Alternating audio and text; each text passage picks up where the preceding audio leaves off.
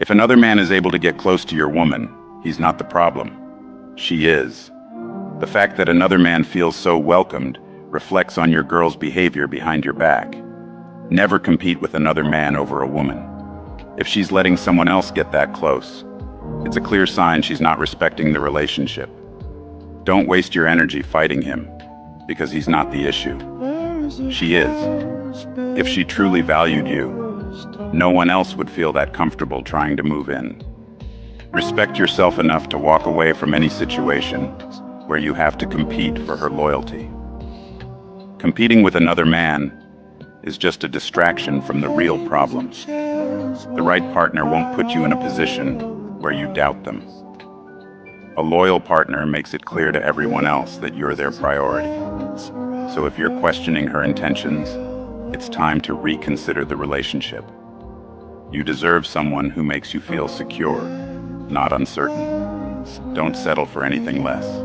And another thing that you also have to think about is, when you want a man to yearn, you want a man to, I understand you probably want that man to really show you that he likes you, but I don't see it as him like simping for me. And if that is simping, then that's what I want. I want a man to really like me. I want a man to really show that he likes me.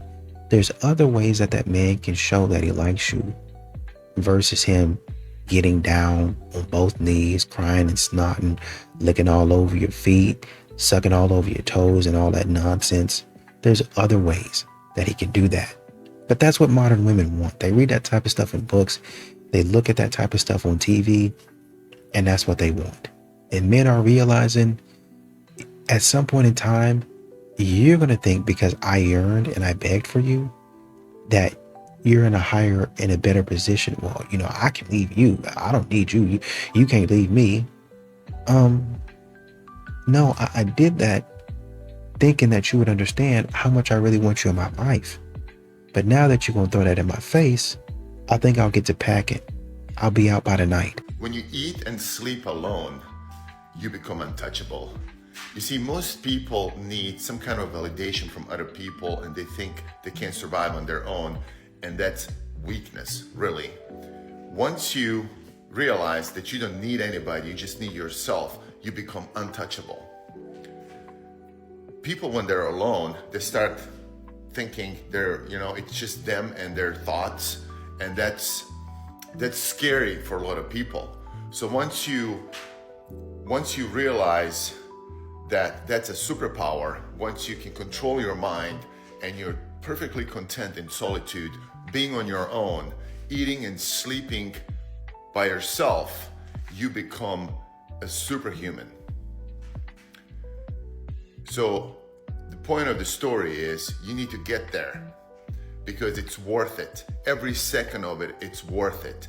It's a journey, and it takes time for some more, for some less, but it's so worth it once you get there. Once you feel that peace and quiet, you can never go back. It's going to be hard for you to go back. It's going to take an extraordinary person to pull you back, but that's unlikely going to happen, and you'll be perfectly fine and content on your own. You don't need anybody, you just need yourself. I'm teaching my 5-year-old daughter to be a misandrist. Let's be very clear. Someone is teaching a child to be prejudiced against an entire group of people. Let me tell you why I'm doing this and how. The why is quite simple.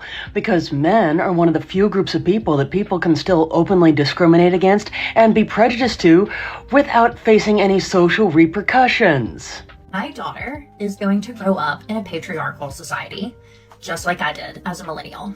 And I want her to go into the world with an inflated sense of self. And this is how they're going to accomplish it. Her doctors, her dentist, any sort of healthcare provider that we go to, I always make sure is a woman. I mostly listen to female artists out of preference. And the other day she asked me if men could be singers too. And I said yes. And I know the world is going to beat her down. And I want to make sure that she doesn't take it. So instead of teaching a child to love themselves and respect others for the qualities that each individual person has, this is what they're going to go with. I told told her that women are smarter than men, that men take power, but women have innate power inside of us. But in society, we don't always have as much power. And I've told her that women are better leaders. Interesting, isn't it? Instead of teaching a child that men and women, although they do have innate differences, do have equal rights, should have equal opportunities, and should be respected equally, and that a person can respect each other's differences. Instead, they teach them to despise men, because that is what misandry is. It is not standing up for the rights of women. It is despising men for being men. Let's not get that twisted. And y'all keep on thinking because a man is opted out of dating and just stopped dating, that the man is bitter, that the man just hates women, when it's really just a cost-benefit analysis. That's it. Am I getting what I put out? And if I have to look at myself and say, I need to do better, well, maybe I don't need to be dating at that point in time. So that's one way. But if I look at myself and I'm saying, okay, I've got a couple of places that I can improve, right? But, I'm kind of still looking. But when I look out there and I see maybe 2 or 3 things that I have to take care of versus you thinking that you're better than me, and you saying, well, you got 10 things to take care of and I have none. I have none to take care of. A man is going to look at that and be like, delusional. So she says, I have tons of things to take care of, but she has none. I'm self-aware. I know there's probably a handful of things that I could do better, but she's saying she ain't got nothing to improve on. She's not even standing there thinking about what she can improve on. It's time for me to go sit down somewhere. Do you feel that every woman deserves a provider? Absolutely not. They do not. Like, if I'm just keeping it real, you ain't worth shit. You're a headache. You ain't got nothing. You're always begging. So what do you need? You need a job. Minus the food stamps, minus the hair. Yeah, like you need all a vision. You need those things. You need to go get your shit together is what you need to do. But do you need a provider? No. And if there's going to be any provider, let it be God, so that way he can help you get, to get you going in the right direction. But to have a man providing for a bum, absolutely not. No, they don't deserve it. Is what to say to a girl if you're trying to flirt with her in public. I'm not going to give you the full script because people love authenticity, and if I just tell you what to say, it's not going to feel authentic. But I will give you some tips on what are some good things to say to a girl. The way that I like to be approached is a little bit backwards, because something that I don't really like is when people come up to me and say oh my god, I thought you were so pretty, I just wanted to come talk to you. Because then I just immediately know the intention of why they were coming up to me. It's oh, you just thought I was pretty, you didn't see anything else that was interesting about me, and it's just less engaging. Versus if you come up to me and you say oh my god, I really love your sweater, that's so cool and unique, I've never seen that before, you have really good style. It's wow, you just complimented me, but also complimented something that I chose about myself and that I was doing. Or if I was reading a book and you're oh my god, I love that book, how far are you? It engages a dialogue that I can actually respond to, versus if you just say, oh, you're really pretty, it's thank you, I appreciate it. Another easy one is a lot of people wear headphones outside, so if you want to be annoying and make somebody take out their headphone, you can be I saw you were listening to music, it seemed like you were vibing to it, I was just wondering what you were listening to. Because it may seem a little weird, but it at least engages a dialogue. She's going to respond to that. She's going to be oh, this is the song I'm listening to, and then you can respond in oh, I love that type of music, or I've never heard that before. You can divulge into your own music. It's really just about starting a conversation that is able to turn into a conversation, instead of starting a conversation that has nowhere to go. Approaching a woman really isn't as scary as you guys make it seem to be. I know it seems like you're just gonna get rejected, and you probably will, but it only takes one time for it to go well, and then it'll go well. And I believe in you. It's not that scary, I promise. Modern women continue to ask, well, why is it that men are opting out of dating? Well, you try being drained of your money, your energy, your resources. Something always got to be expensive. You always got to take them to an expensive place. You try doing that type of stuff for multiple women and see if you like dating. You try paying $150 fee every single time you go out and see how old it's going to get fast. Even if a man has a date, one date a month, that's $150 bill. That's $150 bill. When the new game comes out, with $150, I could have bought that game and some of the DLC. I could have gone out with the boys, taken myself out. I could have put that money back towards a trip. I could have put that money in my investment account. There's so many things I could have done with that money besides spending on somebody that I know don't like me. That's how a lot of men are thinking now. It's not that you're a bad person. It's just that in a lot of these situations, I'm burning through my money and it doesn't make a whole lot of sense. My entire life. I'm going to be turning 42 in August, and I've never had anybody love me or desire me or want to be with me. And I have so much love that I feel like that is inside of me with nowhere to go because it can't transfer to friends or my family or my parents because it's something separate, it's something different. And I've gathered all of this love since I was in high school, and then it just sits there and it eats me alive sometimes. And what you're seeing from a lot of these guys is they're more selective in the time that they give to people. Their family, friends, all of that's golden because those are people usually that have invested in them, that have shown them love, that have been with them, that have, ride or die. That's my boy. Hey, I got a homegirl. You know what I mean? Those are the people that have shown them love, that have talked to them, that have counseled with them, that have supported them.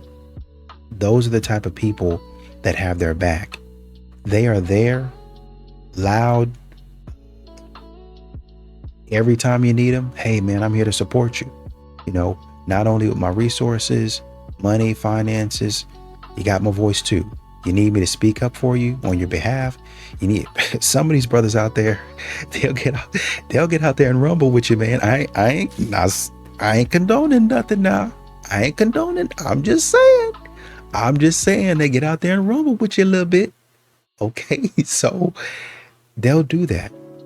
But for modern women, you don't get those same perks because you don't first of all, you don't reciprocate. Second of all, you don't show that same type of loyalty back. I'm not going to get anything back from you. So you're not going to get those perks from me at all.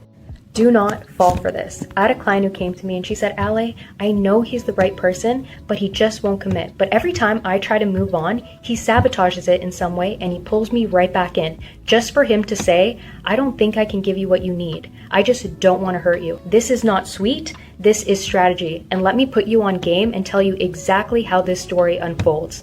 What he wants you to say in that moment is, it's okay. We can keep things casual, even though it's killing you on the inside. But for him, he just got the deal of a lifetime because he got your devotion, your loyalty, and all the benefits of being with you with zero commitment. So when you finally hit your breaking point and you say, after everything I've done for you, he can say, I told you I didn't want to hurt you. I told you I couldn't give you what you needed. But you see, he didn't stop you either. So I'm going to tell you the 3 reasons why he plays this game with you. Number 1 is he sees you as his emotional backup plan. He gets to pursue women that he considers to be out of his league. So if they reject him, he thinks, you think I'm hurt? I have a baddie who's obsessed with me on speed dial. Number 2 is control. So long as he keeps you uncertain, he knows you're not talking to other guys because you are just sitting on the shelf waiting for him to choose you. And number 3 is ego. He gets to brag to his buddies and say, if I wanted her, I could have her like that. And the worst part is that it's true. It is human nature to value what we work for, which is why you are obsessed and he is indifferent, because you have moved your standards 500 miles for him to move a single inch for the illusion of what you might be someday. I was talking to one of my guy friends that was explaining to me how easy it is to scare off a high value man. They will actually watch you from afar before they make their first move because they want to make sure that you understand what a high value person is. And if they see that you are messing around or entertaining low value men, guys who are just players and that will waste your time, then that will scare them off because they will see that you don't actually respect yourself to wait for the right person and be able to identify a low value man from a high value man. And just keep in mind that these high value men can watch you for months or even a year to make sure that before they put their time and effort into someone, that is the right person that they are choosing, so they're not wasting their time. Y'all have y'all's little groups like, are we dating the same men? because that's how y'all do it. A man doesn't need that. He can watch you from afar and see if this is something that he's really looking for. And you don't really understand that. That's why you be yapping about and then wonder why that man never approached you, even though he was looking at you. He looked and saw all that he needed to see and turned back and went the other way. Ew. Women rate 83% of men as unattractive. In college, they're all competing for a tiny number of guys, so the vast majority of men get very little action. I've been dry for 7 months. 7. I can't even remember the last time, and I've never used it. Meanwhile, a handful of guys have way more women than they can handle. That's why they turn into jerks. There's a low supply of those alpha types that women like, and there's a whole lot of demand. These guys learn how to be with one girl, and then another, and another, and the women end up feeling used. Now, a lot of those women actually do want a real relationship. They do want a family. And that's when things start to balance out. Because those guys at the bottom, the ones who never get picked, are willing to offer that kind of commitment. Without saying it outright, they're basically like, look, I might not be as hot as the quarterback, but at least you won't have to share me. If you choose me, I'll only have eyes for you. I'll work for you and for our future family. Let's make a deal and be exclusive. That's a pretty tempting offer for her. And this beautiful woman at the top, if she's smart and really wants a family, she tells that super desired guy, I'm not going to wait forever. I want a real relationship and I want a family. I'd love for it to be with you. But there's a line of guys waiting. So if it's not you, I'll find someone else. And that's how, maybe, the guy who didn't want to commit because he had too many options, when he sees he might lose the one he really likes, then maybe he chooses to commit. If you want to move up in the social hierarchy, I really recommend reading Atomic Habits. It's wild how changing just 3 or 4 key habits can totally shift your life in a short time. I show you how to download it for free in the... Can I finish? See, that's the problem. When I'm talking, you talk over me. Do you want to talk? Talk. If not, when I'm talking, let me finish talking. I'll let you finish talking. You're reading the chat. Read the chat. Let me finish answering the question. If not, you answer it. Because I got 1 second before I don't want to answer it. Matter of fact, I'm not going to answer it. See how fast that takes when your attention span goes crazy? I was going to explain it to the chat, but I'll explain it to the chat later because this is my chat. And I'll talk to the chat every day because I with my chat. Now, you got your chat too. So you can pull your chat up and talk to your chat. But don't ever think you run my chat. My chat runs me. It's all about the chat. When I say it's all about the chat, this isn't some kumbaya like this is everybody's chat. Everybody got their own chat. This is not your chat. That's what I'm saying. I'll tell my chat tomorrow when I wake up by myself what happened. Get it? That's how strong the chat is. That's why I with the chat. The chat will never let me down. So if you thought this was our chat and they were going to just be OW Sheila for life, it don't work like that. This is my chat. You can cry all you want. But crying is cool because you start to realize that it's not always about you. You get what I'm saying? It's not about me. It's about the chat. They were just asking.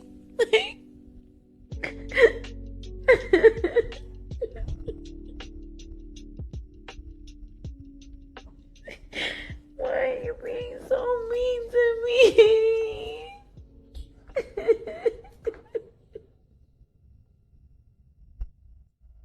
I realized I was like going on dates with men and entertaining men that I don't have genuine, authentic, emotional connection with or even attraction to sometimes. I am leveraging for an outcome here. And women do it every day, and so do men. It didn't feel good enough to me. So that is when I stopped going on the dates, thanked my matchmaker with love, and I went to my fertility doctor. And I told him my dilemma. And he said, well, Ebony, you're uniquely positioned in that you can go about motherhood in a solo capacity in New York City. And I researched and I did my due diligence and I decided I'm going to do it. I'm going to come back to this dating marketplace. I'm going to come back no longer trying to fill a void of I need to get a man to make my motherhood dream come true. I'm going to come back as a mother, and I'm going to come back with a purity of intention that says now I am dating exclusively for emotional and romantic connection.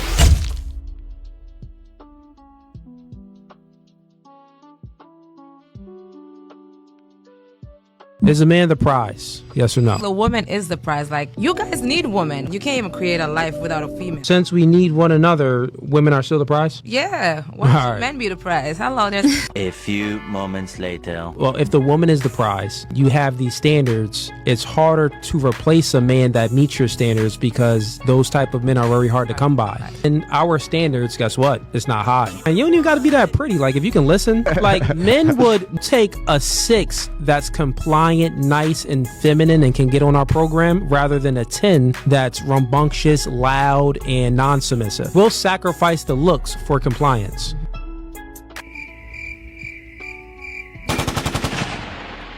Or we can go half on the bills. I don't understand that concept of going half. That makes no sense to me. There used to be a time a man took pride in taking care of his wife, and her money is her money. I would really like to see men get back in their place of being providers and having pride in that. If a woman could find a man to get a man to do all that for him, then all right. I don't really care what women want. I care what my woman gonna do when she with me. I don't care if I'm a billionaire. I'm not about to pay for my respect. I'm not gonna pay for your submission. It's the principalities of it. If I gotta pay you to come in this house with respect, if I gotta pay you to submit to me, then I don't want your submission and I don't want your respect. I wanna fuck with somebody who gonna respect me irregardless of my money. So what you telling me is when I lose it, you ain't gonna respect me no more? You ain't gonna submit to me no more? You gonna leave me? And it's always somebody with a bigger bag. So what you saying is your respect can be bought. And if somebody around here is willing to pay you more, you gonna go respect them. I don't want that. A woman come in the door with respect and a submission for who I am as a person, and she really fucking with me, then maybe she can earn me to do that. But that's not a given. So I don't agree with that at all, because you buying respect, and if you buying respect, it ain't really respect. They're always like that. The shorter they are, the more cocky they are. And then there's the really, really tall ones that are insecure. Yeah. I'll take the tall and insecure, to be honest. Yeah. Okay. Everyone always tells short guys like me to just be confident. Every time we try to vent about our dating frustrations, people dismiss us, gaslight us, and blame it on our character. They throw confidence at us like it's some catch-all solution. Well, guess what? We tried that already. And these women just spelled out exactly why it doesn't work. I know you won't listen to other men, but maybe you white knight simps out there will listen to women. If confidence was all that mattered, why would any woman pick an insecure tall guy over a short confident one? Explain that in the comments. Here's the thing, some of y'all may not care about this list, but some of y'all might want to hear what these men have to say. But let's get back into it because it was a long ass list. 400 comments. Okay? Y'all are not worth it. No peace. Being attractive means absolutely nothing. Okay? That attractive women come a dime a dozen, and y'all are usually trash and nothing but problems. Okay. Always in situationships. Too many bills and too many kids. And it just goes on and on. Okay, now, of course, I am a woman's woman, but some of these concerns are valid because for what I see a lot of times, y'all do be begging and it's tacky. But, brothers. Description of a man and his role is maintainer, protector, and provider. And the description of a woman is the comfort, the consoler, and the helpmeet of a man. And whenever two people are following those roles and striving to become the best at it, no, not a relationship that's given 50-50. Relationships are not 50-50. They're 100-100. Ooh. You gotta be 100% of what you're supposed to be, and then she has to be 100% of what she's supposed to be. That's how you have the ideal functional relationship. I tell women, oh, be soft, right? And steady, right? Non-reactive. Be soft and still is really the better word, right? Versus reactive. Oh my God, wait, why did you do this? Wait, he's not texting me. I gotta do. Soft and still, but I want to add a third word to that. Sensitive. Soft, still, and sensitive. The triple S. S cubed. And sensitive is important because I say that needy women are attractive to masculine men. How you express those needs has to be done in a classy, feminine way. With withdrawal when you're not getting what you want, with positive reinforcement when you are getting what you want, and then when you withdraw and a man pursues and seeks to understand and communicates he's pro-social with you, he's soliciting it, then there's a way to communicate that. Watch my videos for that. But soft, you understand. Nurturing, empathetic, listening to a man, using your intuition, introspecting, still non-reactive. Pause. Have social grace about you. Have calm. Don't be frenetic active, right? Breathe. Learn how to self-soothe. That's how you're going to deal with an aggressive man, too, which is the kind of guy you want, to an extent, right? Not to self-destruction. But the next one, sensitivity is so important. Be very sensitive to your emotions. Listen to your heart. It's good to be needy. You deserve to be needy. And a man deserves to be a man and be able to fill needs. Hell yeah. Anyway, Triple S, baby. Triple S. A man who protects his peace is way more dangerous than a man who protects his ego. See, when you protect your ego, you have to react to everything. Every slight, every comment, every perceived disrespect. You're constantly at war with people who don't even matter. Just to prove a point nobody cares about. You think you look strong. You actually look easily controlled. Anybody can pull your strings just by challenging your pride. But a man who protects his peace, he's dangerous. He doesn't need to prove anything to anyone. He can sit in a room full of disrespect and not say a word because his identity isn't tied to their opinion. He knows that engaging with the fool will only prove that it's two of them instead of one. He's not ignoring the disrespect because he's scared. He's ignoring it because you're not worth the energy it takes to destroy you. The most dangerous man isn't the one looking for a fight. It's the one who can end it and chose to go home instead. Ego protection is expensive, bro. It costs you relationships, opportunities, years of your life defending something that was never worth defending. Peace protects compounds. Every time you choose it over the reaction, you're building something no one can take from you. Let them have the last word. You keep the peace. That's a better deal. 3 signs that man ain't never been loved correctly. Sign number 1, when you ask him, hey baby, do you want me to do this for you? And he hit you with the, if you want to, that response tells you everything you need to know. Because in his mind, love always comes with strings attached. He already preparing himself for you to throw it back in his face later. He not used to somebody doing something for him because they genuinely care about him. Sign number 2, he act confused when you're consistent. You text back, you check on him, you make sure he ate, you remember the little things that he said, and he looking at you like you plotting on him. Why? Because people only show up for him when they wanted something. So now healthy love feels suspicious to him. And sign number 3, he don't know how to receive affection without feeling like he owe you something. You compliment him, you love on him, you support him. And instead of him taking it all in, he trying to repay you. That man been surviving so long, he don't even understand or know what it feel like to be loved correctly. Some people are not hard to love. They just never been loved gently. That's crazy. We can't wash men off. Period. No, I need you to hear me. We cannot wash men off. There will always be a remnant of the men that we've been with inside of our bodies for life. So if you are just filled with all of these different people, you know how many different soul ties, demon spirits you got in your body? But so do men though. No, men can wash us off. No. What do you mean no? I get what you're saying. I understand what you're saying because we are incubators and they are the whatever. Penetrators. That's what they are. Yeah. It's a sport, especially for certain types of men. And for us to sit here and act like we could be just like men, that's wild. Sis, he's not the one. I know. But just hear me out. You didn't pray for that. He's inconsistent. You didn't pray for that. He does not prioritize you. You didn't pray for that. He doesn't bring you peace. He actually brings you anxiety. You don't feel seen. You don't feel protected. You didn't pray for that. He's selfish. You didn't pray for that. He's inconsistent with his walk with Jesus Christ. You did not pray for that. How is he going to lead you? I know that admitting that he's not the one is discouragement because it feels like, dang, now I gotta go back to the waiting.